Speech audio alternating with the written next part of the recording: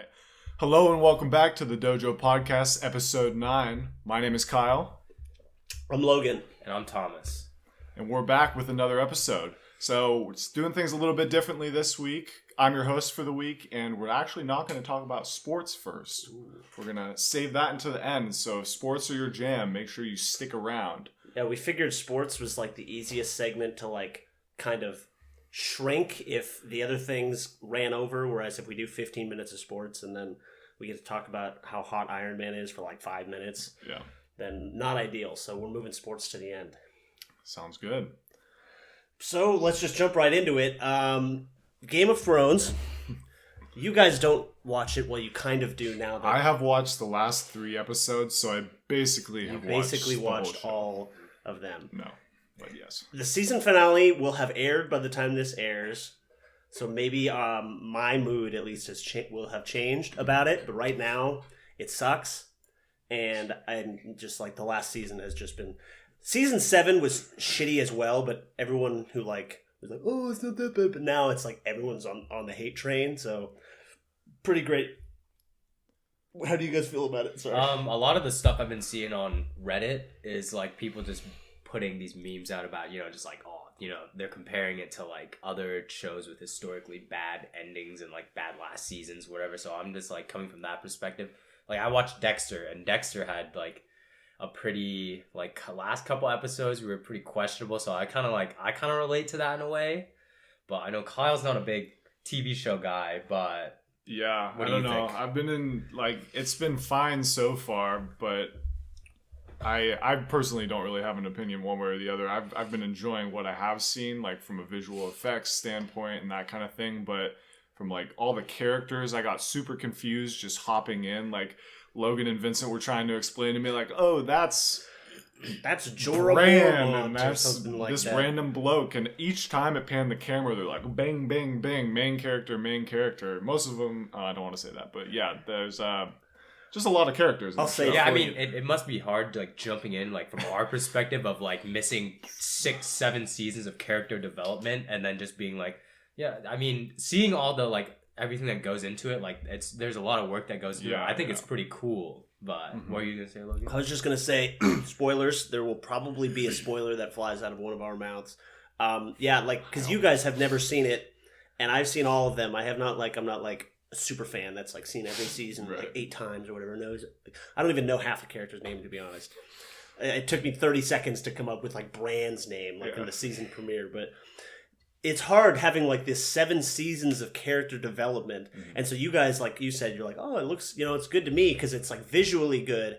And the storylines, you can't really even tell that they're disappointing without the background of this 7 seasons, spoiler, 7 seasons of Cersei being an evil bitch for her to get a pretty, that was a pretty fine death. She didn't get fucking massacred or something like that. Yeah. But I think it's kind of good with a show like that where people, what I've seen is that people are really nitpicky about whose side they're on. So I'm kind of just watching this as an outsider. I'm kind of just whatever happens is cool. I'm rolling with it. Well, that's the thing is a lot of people are oh, this sucks. We should redo it. It's no matter the ending, even if it was good, if they perfectly did the ending, someone would be pissed because there were so many different sides. Everyone's I want Daenerys on the throne, or I want Jon Snow, and I like the Night King personally, and Cersei because I'm kind of an evil bastard. But if any ending, if Dany was on the throne, people would be upset. Jon Snow's on the throne, people would be upset. The Night King, people would be upset. Granted, they're probably more upset now than they would have been for a few of those endings. Yeah. Just because of some of the choices they made, with Dany becoming mad because some fucking bells rung or whatever. I don't know what the fuck that was, but I'm sure there's some explanation that some nerd can tell us about, but I don't know enough about the show. Yeah. Speaking of nerds and you have to be certain amount of smart to watch a show, Rick and Morty is coming back. Ah, yes, Rick and Morty, season 4. November 2019, it's coming back. That's pretty soon. As of today, 6 months from now, and I'm pretty hyped for it. We're going to have watch parties. Yeah. We're getting you and Brian and our fucking Szechuan sauce. It's great. Yeah, I mean it's just a great show. I feel it's anybody can really get, not anybody, but like most people can get into it. I mean, some of the dweebs who are like get way too into it, and they're just like, oh, you don't understand with the. To be fair, it takes a high IQ to understand Rick and Morty. Blah, blah, blah. But I mean, I kind of hopped on the train once season 3 came out, and I just started watching it. I was like, I had heard a lot about the show, and once I got Hulu, I kind of hopped on it, and I was just like, you know what, let's give this a try, because I'm always in to try something. Just fiending for something new, you know. Yeah, I just need a little different taste, and then that kind of bloomed. I was like, this is kind of cool, and then I started watching it in front of the roomies, and then I think that they kind of got into it a little bit more. But I think it's one of those shows where there's kind of a overhanging story, but like there's kind of every episode's like a little, it has its own thing. It's a comedy show, so like there's like an overarching story, but like there's individual plots of the episode. It's not like something like Breaking Bad or Game of Thrones where the plot is continuing every single episode. There's different plots every episode. Yeah, so that's what I like about it, because I feel like I can just like on a random night hop into like some episode that I really like, and then just enjoy it. So I'll definitely go back and watch like all 3 seasons before. There's only like 15 episodes, so it's not that long. I'll run through it pretty fast. I don't know. What do you guys think about it? Are you guys excited? Yeah, man. For someone who's like doesn't religiously watch any sort of show, not a big fan of show watching or like streaming in general. I don't subscribe to any of the services, but this is one like when we throw it up, I definitely sit down and watch it because I find it pretty entertaining. It is pretty good. I've had multiple people I know, I'll be like, you should watch this show, and they'll be like, yeah, it sucks. And then they're like, okay, you know what? It's not bad. Yeah. Do you think it's one of those shows that like you have to watch a couple of episodes to get into, or? Depends, because there's some like episodes, and if that's like the first one you watch, then it's like there's nothing. And the humor is not for everybody too. Absolutely not. So. It's yeah. But aside from that, I think once this season is released, it'll be a while before season 5 comes out. So it might be. Oh, hey. It might be a little bit like, it's probably going to be a little bit less if I had to guess, because they signed it up for whatever, like 50,000 seasons, 70, enough to get it episodes. Enough to get it to syndication. And so I'd imagine if they ordered that many episodes, they're willing to increase the budget. And I know they have like a few writers that write the show, but that doesn't mean they can't ramp up the episodes a little bit faster with a little bit more of a sense of urgency from the network behind them. Yeah, I'm just excited to see what will come in the future and what they're going to do with Fly Fishing Rick. With Fly Fishing Rick. Great. What else? Also, Black Mirror's coming June 5th. I'm like kind of excited, but Black Mirror's kind of disappointed me for a while now. So really, yeah. When I watched their movie Bandersnatch, I didn't have like very high expectations, but I can't say I really enjoyed it that much. I really enjoyed watching other seasons of Black Mirror with the buds, just like chill nights, and then kind of it's like it's one of those shows that like it really gets you like thinking. You're like, oh man, this is some 6th dimension shit. Yeah, see, Rick and Morty fans are like, you got to be smart to understand it, but then Black Mirror fans are like, no, bro, you got to be smart to understand this. I feel like there's so many things in Black Mirror that's just like it's just mind fucking.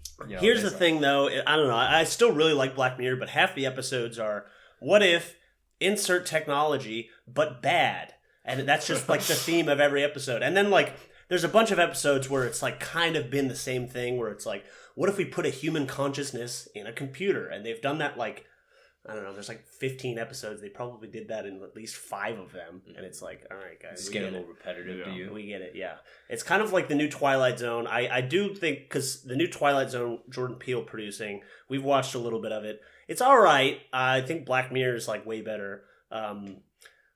It's all right. Yeah, I mean, I enjoy it. The style's a little different. We've watched like 3 episodes now, but I mean, maybe it's one of those things that once you watch it more, you'll get into it more. I don't think Kyle's seen any of it. Black Mirror? I've seen a couple episodes of Black Mirror. Have you seen the new Twilight Zone? No, I haven't seen any of that. Haven't had a chance. So it sounds like we got some mixed feelings about it. Almost as mixed as our Trader Joe's food item of the week. Today, for this week, we have Trek Mix. Almonds, cranberries, and cashews. Get a good look at that bad boy. Very nice. Yep. Thanks, boys. So let's just dive right into this. Oh, we're having some? We're gonna have some. You gotta do the thing where you get a little bit of everything. Yeah, here, what do we got here? Can you break it down? He just said the ingredients. Yeah, I'll say it again. It's okay. It was in the title. Let me get you some cranberry. I love almonds. Here's the you love problem. your almonds. I'm not seeing any chocolates. Okay, so you're a fan of the chocolate. I like the chocolate. I'm the chocolate aficionado when it comes to trail mix. See, I think this one's nice, and it's the sweetness. You get it a little bit sweet and tart from the cranberries. The cashews are a little bit sweet, and then the almonds are just there for a little substance, No really, salt on They this. don't add anything almonds. You really punished me with these almonds here. See? The almonds, I'm a trail mix fiend myself. And I basically will eat all of the almonds first. I love almonds. I eat almonds as a snack if I'm like feeling like, I don't need chips. I'm better than chips. I'll eat almonds. But when it's in there with the peanuts and the chocolate and the raisins, I'm like, just between like the texture and the like hardness, it doesn't quite fit. So I eat that first. Like I shovel that into my mouth so I can shovel the rest of it into my face. I think this begs the question. Let's get into a little bit of discussion about nuts. Where do these different nuts fall on your tier list? We should have made a nut tier list. Damn it. Missed a great opportunity there. Okay, let's peanuts, cashews, almonds, pecans, macadamia. What's the I one think I that... had one more. What's the one that... Walnuts, pistachios. Yeah, and filbert. Ooh. What? Yeah, I don't remember what... I've never had a is. filbert. I never had a filbert either, but for me... Hazelnuts. Oh. Interesting. I think that there's a difference between like a salted nut and an unsalted nut. Like I'd prefer cashews unsalted for whatever reason. I think that they're better like that. Peanuts can kind of go both ways. Almonds, I kind of prefer them salted because of like what you said. They're a burden to society, so like they make it a little bit easier to scarf them down. What about how are you guys feeling about the respective nuts? My hierarchy of nuts would have to go pistachio, macadamia, almond. Those are my top three. I'm only listing my top three. Really? It's everything else after that. Really? Pistachios, I feel like they really make me work for the nut. I gotta split the seed. Yeah, and I gotta get it. Rewarding. It's rewarding, and then I like the wonderful pistachios because they come in like these nice flavors. I'm a big pistachio guy. Pistachio ice cream is pretty good too. I like pistachios. They're like kind of a seasonal thing for me. Like I only have them on the holidays because they're expensive. Yeah. So I usually get them when I go to my rich family's houses. Shout out to I'm not gonna mention. And then the macadamia nut is it's one of the most expensive nuts and the hardest to grow in the world. It can be only grown in certain climates, and I think it takes like a while to grow. And it's like the reason people like them is they have like a rich, more fatty flavor, and what they're known for is like the chocolate macadamias like from Hawaii. Yeah. Those are bomb. Bomb.com. But yeah, I could eat. Oh man, I would scarf some macadamias down if I was rich. And then almonds. Almonds are great, solid, like Logan said. I love nuts. Yeah, I just love nuts. I'm a big nut guy. I got some peanuts in there. I got some almonds in there. I got some cashews in the trail mix in there. I'm a big nut man. You got D's nuts, and I got. What's your hierarchy of nut? Yeah, me. Yeah. I think in terms of utility, I'll probably put like almond up there. Peanuts are good. We're just talking so much shit about almonds. We're like top 3 nut. Almonds are fantastic. They just don't. You just gotta eat them raw. Always raw. Peanuts are good, but they're a little bit like of a basic bitch nut. Yeah, I know something about that. It's the classic like bar nut. You go to any like shitty rundown bar. You got a thing of peanuts. You go to Five Guys. You go to Five Guys. They just have a mess of peanut like shells on the floor. Apologies to any listeners who are allergic to nuts. Oh, yeah. Because that must suck. Speaking of macadamia nuts, I don't want to cut off your tier list here, but the only time I had like an allergic reaction when I was little to a macadamia nut. Like my tongue kind of swelled up and stuff. So I haven't really had an issue with that, thanks, but in the like modern times, but I've always been a little bit scared of macadamia nuts. Yeah, I kind of had that. We're going on a tangent here, but who cares? I've had the same thing with fruits with what is it, like apples or something when I was a kid, my tongue would like swell up a little bit, and I would tell my mom, and she'd be like, "Oh, stop making it up." And I was like, "Mom, my tongue feels a little weird after eating this apple." She's like, "We can't waste these apples. Eat it." I feel like a kind of modern version of that happens even today, where you'll like drink a lot of alcohol and be like, "I think I'm allergic to this alcohol. Look at my face." I'll be like, "Nah, man, that's not. Nah, that's you're not good, how- bro. You're good. Stop Keep being a little drinking." bit. So yeah, after the peanut, I don't. Pistachios are good. Filberts are good. Sorry. See, the reason I like the call them filbert. My parents call them Oh, filberts. really? Yeah. I thought you were just trying to be like... No, I'm not trying to be like alt. I'm like, yeah, I like Billie Eilish. What of it? Yeah, you know, I called it the filbert before it was called the hazelnut. The reason I like the filbert so much is it's used in Nutella, and Nutella is, oh man, I could spread Nutella all... I'll stop right there. Nutella is fire, but it's not that great for you. Enjoy it in moderation. I love Nutella. Why don't you tell us about your Trader Joe's food item of the week, Thomas? All right, going off the nuts, my Trader Joe's food item of the week. Did you buy that? No, I bought it. We ran out of Trader don't Joe's expose food me item like of that. the week, so... Unless you wanted to see like some Trader Joe's produce, my food item of the week, the Trader Joe's Crunchy Cinnamon Squares cereal. Basically Captain Crunch. No, basically their play on CT Crunch. Shitty Captain Crunch. We'll On see Cinnamon about Toast that. Crunch. I'm judging ahead of time. So right. fuck Trader Joe's. We don't have any milk, so we're just going to go in raw. Just Yeah, like let's our nuts. let's go in with this knockoff CT Crunch. Oh, that was growing a up, handful. CT Crunch was probably top 5 on my like cereal list. That'll be a segment addressed on another day. It's probably my favorite cereal. And this version is not as good, but it's not bad. I can tell this version is a little healthier, but you know I dig it. A little less sugary. It's not less going to sugar. immediately destroy the roof of your mouth either. It's a little softer. Yeah, Captain. That's Captain Crunch. That's Cinnamon Toast Crunch. Oh, I'm talking about the wrong Are we stuff. tripping? Did we talk about Captain Crunch? I think That's I CT started Crunch. that. You did say I started Captain that. Crunch, but My I corrected you. apologies. Yeah. My apologies. Yeah, you're right. You got me. But the nice thing about CT Crunch and this variety, this like spin-off of CT Crunch is that like it won't ruin the roof of your mouth even if you have like a ginormous bowl. Whereas if you have like a cup of the Captain Crunch, you can't enjoy food for the rest of the week. So shout out to CT Crunch. I feel like that might be a little blown out of proportion. It's like when people are like, "Oh, I had Taco Bell. You would not believe the mess of the bathroom." It's like CT Crunch. It's a little rough, but like it's like, come on. Yeah, I mean it's a couple days. It's like the same thing. Like you make a hot chocolate and then you're like, "Oh, it's cool enough." Take a big sip. Your tongue is fucked for like 2 days. You can't taste anything. Yeah, I hate that feeling. So, yeah, I just want to hop into music real quick. I had a transition off your Taco Bell thing, but it's fine. I've been wanting to talk about this album for a while. Anger Management by Rico Nasty. It came out like 2 or 3 weeks ago. Sorry if you can hear like static in the background. We got a little bit of rice on the stove. Yeah, we're making rice because we like rice.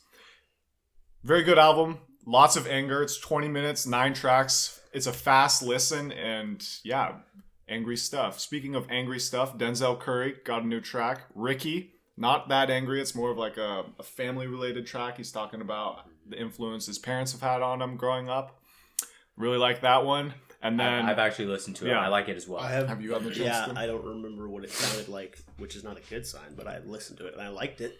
Okay, and then another kind of spicy pick here. An artist that I was not super familiar with, Flying Lotus, has a song out called More featuring Anderson .Paak. Now, there's an audio out there as well as the visual too. And the visual is what really caught my attention because it was directed by Shinichiro Watanabe, who is the director of like some pretty damn famous animes, Cowboy Bebop, Samurai Champloo, and Space Dandy. And it's like a dope video. It's got a steampunk vibe. Like there's a dude walking through the desert. Yeah, it's like Borderlands 2. Actually, one of the robots in the video looks like Claptrap? It looks like Claptrap. Oh, wow. Yeah. When you said steampunk, Yeah. I just have a quick Mad tangent Max. we're going to go off again. Okay, When let's I was do in it. Utah, outside of the Target, this Not kind of again. like, this we're throwing it back again. This anime, like, titty loving looking guy, he walks up to Vincent and I, and he says, the steampunk era is coming back. He throws up the fists at us, and he's like, I want to hear you guys say it, that the steampunk era is coming back. I felt like it was a threat.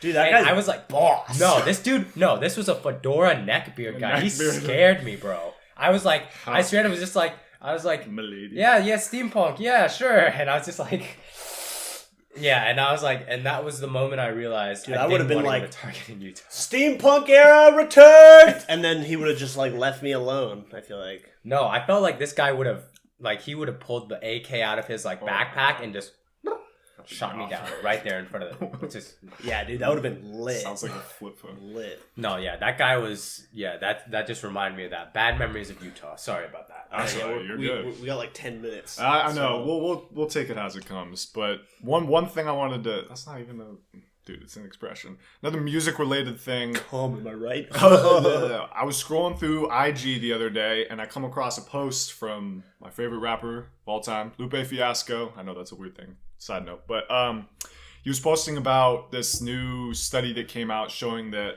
the carbon dioxide in the atmosphere is at the highest levels it's ever been. Currently, 415 parts per million. It's the highest level in 3 million years. So this is a big deal in and of itself, and I'm like, oh, this is pretty cool that like an artist is out there trying to promote awareness about this type of thing. Let me dive into the comments and like see what people are talking about on it.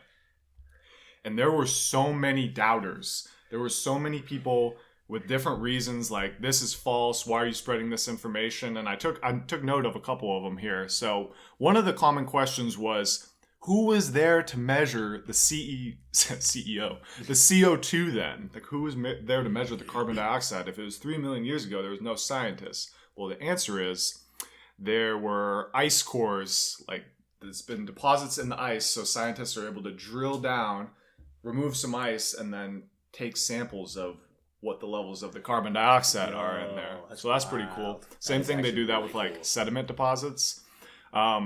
And then people were talking about like, oh, this has happened before, parts per million. It's cyclical. It's cyclical. So yeah, basically every 100,000, 150,000 years, the carbon dioxide in the atmosphere goes up, promptly goes back down, and goes up. But if you look at a graph, I saw one on NASA's website, but... I saw that same graph because my professor the other day was like, how do you know it's true? Yeah, I was like, all right, dick. Yeah, I was doing my research about it, trying to make sure I was prepared for this segment. But basically... you can see like it's been elevating over time since human civilization has kind of taken over. And if you look at the period after the Industrial Revolution, that shit's basically straight up. So it's like 100 parts per million more than it should be, and it should be kind of on the decline now. So, and then there was people talking about conspiracy theories and stuff, but we live in a very we live in a society. We live in a leftist society over here in Oregon that it's kind of more well established that climate change is real. There's less doubters, but it was just weird seeing like this overall prevalence. Like these comments have 100 likes. Like, yeah, call me when it gets to 420 per million. Blaze it. We're all going to be blazing then if that happens. Oh my god! So playing off this, I read what Kyle had written out, and I just wanted to I made some points, some notes of how to reduce your personal emissions. I love it. I'll just list them off. Actually, a little bit of a story into this. Logan and I took a sustainability class together, and I thought it was like a pretty good class, learning about like what you can do to like reduce your carbon footprint. So I'm in 2 sustainability classes right now, so we are very qualified to speak on this subject. I'll let you dive into it. Okay, so some of the things you can do, pretty easy. You can carpool, reduce your water waste. Recycle, reduce your food waste, turn off the lights when not in use, eat locally. Are you just calling out us? You're like, turn off the lights, close the door. Stop being a do the dishes. Close the freezer. Do the dish. Stop. Buying local produce if possible.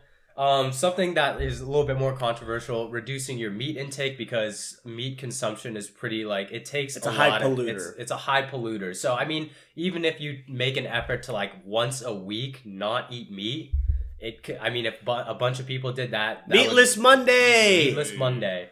Every day is meat.